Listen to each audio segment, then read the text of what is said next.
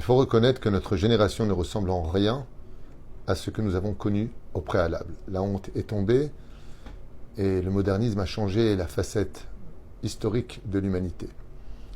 Mais il est évident que si on s'en référait à la Bible, on constatera qu'un homme n'a pas pu sauver l'humanité du nom de Noach en hébreu et Noé en français. Pourquoi?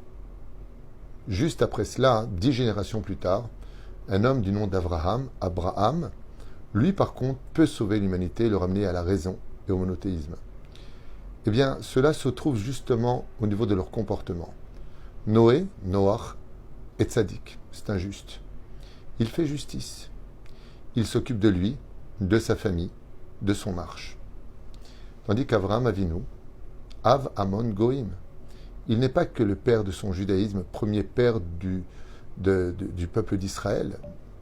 Il n'est pas que le père de la nation juive. Il est aussi le père de toute l'humanité. Av Amon Goïm, le père de l'entité humaine.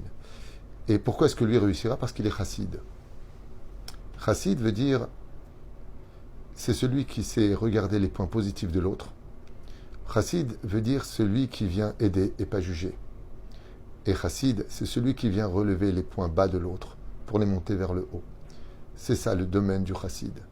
Avraham Avinu est un homme qui est prêt à défendre Sodome et Gomorrhe alors qu'ils n'ont aucune excuse d'éviter leur sentence. Tandis qu'apparemment, si Dieu avait prévenu Noach de la situation mondiale dans laquelle se trouvait la moralité de cette génération, c'est qu'il attendait peut-être de lui de trouver des solutions.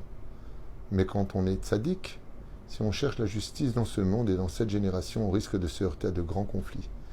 Je pense que la chassidoute, pour ceux qui comprennent ce langage, a toute sa place pour sauver ceux qui aujourd'hui n'ont plus de raison de l'être.